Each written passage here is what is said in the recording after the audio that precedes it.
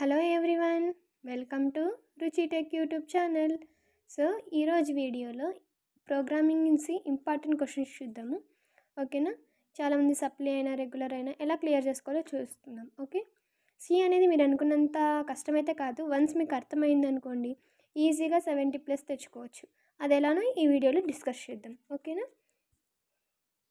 First అయితే మనం weightage చూసిన తర్వాత రిమైనింగ్ చూద్దాం. Okay, first C programming basics. ఎంత వెయిటేజ్? 6 మార్క్స్, అంటే ఓన్లీ 2 షార్ట్స్ వస్తాయి.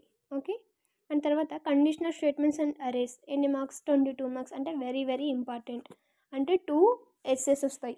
ఓకే, అండ్ తర్వాత strings, functions and pointers 24 marks, and structures and unions 14 marks, basics of MATLAB 14 marks.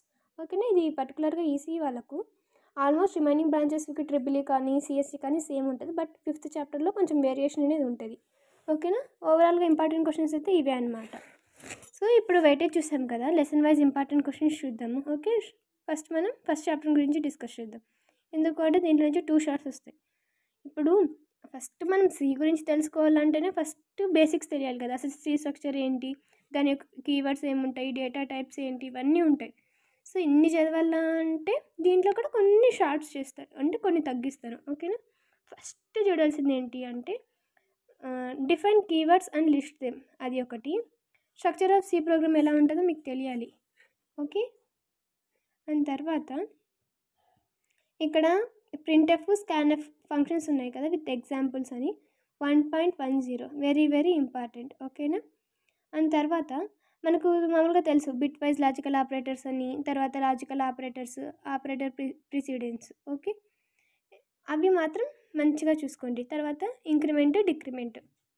ఇక్కడ ఇప్పుడు ఓవరాల్గా చెప్తున్నాను చూడండి. 1.6 వెరీ వెరీ ఇంపార్టెంట్, 1.6, 1.10 అండ్ తర్వాత 1.13. ఇవి మెయిన్గా చూసుకోండి. తర్వాత మిగతావి కీవర్డ్స్ అని, స్ట్రక్చర్ అని తర్వాత మీరు చూసుకోండి. ఓకే, ఫస్ట్ అయితే దీని మీద ఫోకస్ చేయండి, అండ్ తర్వాత రిమైనింగ్ చదువుకోండి. ఓకేనా? అది అయిపోయింది. ఇక్కడ కండిషనల్ స్టేట్మెంట్స్ అండ్ అరేస్లో కండిషనల్ స్టేట్మెంట్స్ అనేది ఒక సపరేట్ కాన్సెప్ట్, అండ్ అరేస్ అనేది సపరేట్. ఇక్కడ ఏంటి అంటే write the syntaxes of the following conditional statements and explain ఉంది కదా 2.3. అక్కడ ఈఫ్, ఈఫెల్స్, నెస్టెడ్ ఈఫెల్స్ ఇవి ఉన్నాయి కదా. సో అవి కండిషనల్ స్టేట్మెంట్స్ అనేవి సి ప్రోగ్రామింగ్లో వెరీ వెరీ ఇంపార్టెంట్. ఇప్పుడే కాదు, ఫర్దర్గా మీరు ఎప్పుడైనా చూడండి, సిలో ఇది ఒక మెయిన్ ఇంపార్టెంట్ కాన్సెప్ట్ అనమాట. ఇవి ఈజీగానే ఉంటాయి, ఒకసారి చూడండి. కండిషనల్ స్టేట్మెంట్స్ మీద ప్రోగ్రామ్స్. ఓకేనా? లిస్ట్ అన్నారనుకోండి 3 మార్క్స్ అడుగుతారు షార్ట్కి, లేదు ఎక్స్ప్లెయిన్ అన్నారనుకోండి 8 మార్క్స్. ఓకే, అండ్ తర్వాత ఇక్కడ కొన్ని ప్రోగ్రామ్స్ ఉన్నాయి 2.5లో.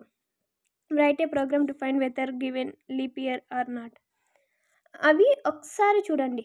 అంటే ఫస్ట్ ప్రోగ్రామ్కి సెకండ్ ప్రోగ్రామ్కి డిఫరెన్స్ ఏంటి, దాంట్లో ఏం యూస్ చేస్తున్నాం, దీంట్లో ఏం యూస్ చేస్తున్నాం, ఇలా ఒకసారి అర్థం చేసుకొని చదవండి. చదవడం కాదు, ఒకసారి అబ్జర్వ్ చేయండి. అబ్జర్వ్ చేస్తే మీకే ఓన్గా వచ్చేస్తుంది, మీరే ఓన్గా రాస్తారు. ఓకేనా? మీకు మామూలుగా రూల్స్ ఉంటాయి కదా, బేసిక్స్, హ్యాష్ ఇంక్లూడ్ HTDIO.h లాస్ట్లో, అవి మాత్రం పర్ఫెక్ట్గా పెట్టండి. మధ్యలో మీరు మ్యాటర్ కొంచెం ఏ తీసుకున్నా నథింగ్. ఓకేనా? అవి మాత్రం పర్ఫెక్ట్గా రాయండి. అండ్ తర్వాత దీంట్లో ఏంటి అంటే కండిషన్స్, లూప్స్ ఉన్నాయి కదా. లూప్స్ ఒక కాన్సెప్ట్, కండిషనల్ స్టేట్మెంట్స్ ఒక కాన్సెప్ట్ అనమాట. ఇక్కడ write the syntaxes of the following iterative statements అన్నారు కదా, వైలు, డూ వైలు, ఫర్. ఇవి మంచిగా ప్రిపేర్ అవ్వండి. పైన నేను చెప్పా కదా ఏంటివి, మనం కండిషనల్ స్టేట్మెంట్స్ డిస్కస్ చేసుకుందాం అవి. అండ్ తర్వాత నెక్స్ట్ ఏంటి అంటే ఇక్కడ ప్రోగ్రామ్స్ ఉన్నాయి. మనం ఇందాక ఏదైతే చూసామో, యాక్చువల్గా అయితే పెద్ద చాప్టర్, బట్ మీకు ఈజీగా చెప్పడానికి ట్రై చేస్తున్నా. ఇక్కడ ప్రోగ్రామ్స్లో కూడా మెయిన్గా ఏంటి అంటే write a program to check whether the given number palindrome or not. తర్వాత అది ఫైబోగ్ని సిరీస్లో ఉందా లేదా, యూజింగ్ లూప్స్ యూజ్ చేసి. ఇదంతా చిన్న లాజిక్, ఏ ప్రోగ్రామ్ అయినా ఇవ్వండి, మీరు ఒక్కసారి అబ్జర్వ్ చేయండి. రిమైనింగ్ సేమ్ లాజిక్ ఉంటుంది. ఆ లాజిక్ ఒకటి మీకు తెలిసిందనుకో, ఏ ప్రోగ్రామ్ ఇచ్చినా మీరు రాస్తారు. ఓకేనా? ఈ రెండు అయిపోయిన తర్వాత అరేస్ చూడండి. అరే అంటే ఇలా చూడాలి అంటే ఇక్కడ మ్యాట్రిక్స్ అడిషన్ కానీ, సబ్ట్రాక్షన్ కానీ, మల్టిప్లికేషన్ కానీ ఇవే ఇస్తారు. 2.14, 2.15 అరేస్ నుంచి ఈ 2 క్వశ్చన్స్ చెప్పాను. అండ్ తర్వాత ఈ లూప్స్ గురించి ఇక్కడ చెప్పా కదా, ఇర్రేటివ్ స్టేట్మెంట్స్ అవి. అండ్ తర్వాత పైన దాంట్లో కండిషనల్ స్టేట్మెంట్స్. ఇక్కడ బ్రేక్ అండ్ కంటిన్యూ స్టేట్మెంట్స్కి డిఫరెన్స్ ఉంది కదా, 3 మార్క్స్కి చాలా చాలా ఇంపార్టెంట్. ఓకే, ఇప్పుడు స్ట్రింగ్స్, ఫంక్షన్స్ అండ్ పాయింటర్స్ చూద్దాము. ఇక్కడ స్ట్రింగ్స్లో మెయిన్ ఇంపార్టెంట్ ఏమంటే 3.3 10 మార్క్స్కి కూడా వస్తుంది. వచ్చింది కూడా ఆల్రెడీ 2-3 ఇయర్స్ క్వశ్చన్ పేపర్స్లో. 3.3 అండ్ తర్వాత 3.6 అండ్ తర్వాత ఇదంతా అయిపోయిన తర్వాత 3.11 ఉంది కదా, 3.11 అండ్ 3.12 ఆ రెండు కలిపి 8 మార్క్స్కి అడుగుతారు. అండ్ తర్వాత ఇక్కడ ఇప్పుడు మనం షార్ట్స్ చూసుకున్నట్టయితే స్ట్రింగ్ ఆల్రెడీ మనం ఇక్కడ ఎక్స్ప్లెయిన్ స్ట్రింగ్ మ్యానిపులేషన్ ఫంక్షన్స్ అవి ఉన్నాయి కదా, అవి ఆల్రెడీ చదివింటాం కదా. ఫస్ట్ ఇక్కడ ఉంది కదా 3.6 అది ఒకసారి చూసుకోండి. అండ్ తర్వాత పాసింగ్ పారామీటర్స్ ద ఫంక్షన్ అని ఉంది, ఓకేనా, అవి కూడా చూడండి. ఇది చాలు, 3 మార్క్స్ అండ్ 8 మార్క్స్.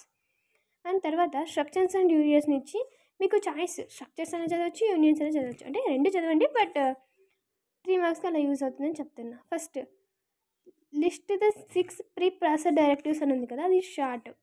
అండ్ తర్వాత యూనియన్కి స్ట్రక్చర్కి డిఫరెన్స్ ఉంది కదా, అది 8 మార్క్స్కి కూడా అడుగుతారు మోస్ట్లీ, ఓకేనా. అండ్ తర్వాత ఏదైనా సరే మనం ఒక స్ట్రక్చర్ని ఇనిషియలైజ్ చేయాలా డిక్లేర్ చేయాలన్నప్పుడు ఏ మెథడ్ యూజ్ చేస్తామని ఉంది కదా అది. అండ్ తర్వాత దీంట్లో ఇంపార్టెంట్ ప్రోగ్రామ్ ఎక్కువసార్లు అడిగింది అయితే 4.6 అండి. మోస్ట్లీ మీరు ఏ క్వశ్చన్ పేపర్ అయినా చూడండి 4.6 very very repeated question. And తర్వాత 4.7 ప్రోగ్రామ్స్ ఈ రెండు ప్రిపేర్ అవ్వండి చాలు. ఇంకా ఆల్రెడీ నేను చెప్పాను కదా differentiate between structure and union అది. ఇంకా తర్వాత మోస్ట్లీ ఇంక ఈ 3 చూడండి. దాని తర్వాత ఒక్కసారి టైం ఉంటే లాస్ట్లో conditional pre process directives and conditional ఉన్నాయి కదా, అవి చూడండి చాలు, ఓకేనా. నెక్స్ట్ బేసిక్స్ ఆఫ్ మ్యాట్లాబ్లో ఏంటి అంటే 5.11 ఉంది కదా, ఇల్లుస్ట్రేట్ ద ప్లాట్ కమాండ్స్, అది ఒకటి 3 మార్క్సే కదా. 3 మార్క్స్కి అయితే ఇది state the usage of Simulink and GUI ఇది. అండ్ తర్వాత మీకు ఫస్ట్ చాప్టర్ ఇది కొంచెం ఈజీగానే ఉంటుంది, ఎందుకు అంటే అది దానికి దీనికి రిలేటెడ్ ఉంటుంది. ఇప్పుడు ఎక్కడైనా సరే అడిషన్ అంటే ఏది మనం ఏ ఒకటి తీసుకుంటాం బి ఒకటి తీసుకుంటాం, అడిషన్ అంటే A+B చేస్తాం, సబ్ట్రాక్షన్ అంటే A-B. అదే ప్రోగ్రామేటిక్ వేలో మీరు ఒక ఎగ్జాంపుల్ తీసుకొని చేయాలి, ఓకేనా. ఇంకా ఆల్రెడీ మీరు ఫస్ట్ నుంచి చూస్తుంటారు ఈ స్టేట్మెంట్ ఈ ఫెల్ స్టేట్మెంట్ ఇవన్నీ సేమ్గానే ఉంటుంది, బట్ కొంచెం డిఫరెన్స్ ఉంటుంది, ఆ డిఫరెన్స్ మీరు అర్థం చేసుకోవాలి. తర్వాత 5.2 5.1 very very important for shorts, okay.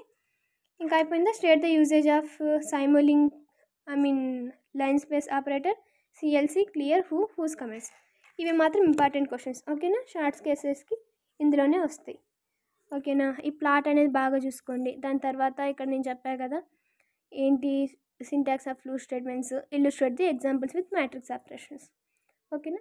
ఇది ఓవరాల్గా ఇంపార్టెంట్ క్వశ్చన్స్. మీరు ఏదైనా సరే ప్రోగ్రామ్ రానప్పుడు బేసిక్స్ ఉంటాయి, #include_str.h అని, అది మనకు ఏది ఉన్నప్పుడు ఏది తీసుకోవాలో అది కొంచెం ఐడియా ఉందనుకోండి, మనం లోపల ఏం రాసినా ఆ రూల్స్ అన్ని ఫాలో అయినాం అనుకోండి కొంచెంలో కొంచెమన్నా మార్క్స్ పడతాయి. ఏమి రాయకుండా ఉండడం మాత్రం చేయొద్దు, ఏదో ఒకటి రాయండి మీకు తెలిసిండేది. అండ్ తర్వాత ఇక్కడ STR క్యాట్ STR కంపారిజన్ ఉంది కదా, కంపారిజన్ ఏదైనా సరే మీకు ఇష్టం వచ్చినవి తీసుకోండి, ఫ్రెండ్స్ కానీ లేదంటే ఈ ఫ్రూట్స్లో ఏదైనా తీసుకొని మీకు నచ్చిన ఎగ్జాంపుల్ రాయండి, ఖచ్చితంగా ఫుల్ మార్క్స్ వేస్తారు. మీకు కాన్సెప్ట్ అర్థం అవ్వాలి, మీరు టెక్స్ట్ బుక్లో ఉండేదే రాయాలని అర్థం అవసరం లేదు, ఓకేనా. అలా అర్థం చేసుకొని రాయడానికి ట్రై చేయండి, డెఫినెట్గా క్లియర్ అవుతారు, ఓకే. ఇది అండి ఇవాళ వీడియో. మీకు వీడియో యూస్ఫుల్ ఉన్నట్టయితే please like, share and subscribe my channel. Thanks for watching. All the best.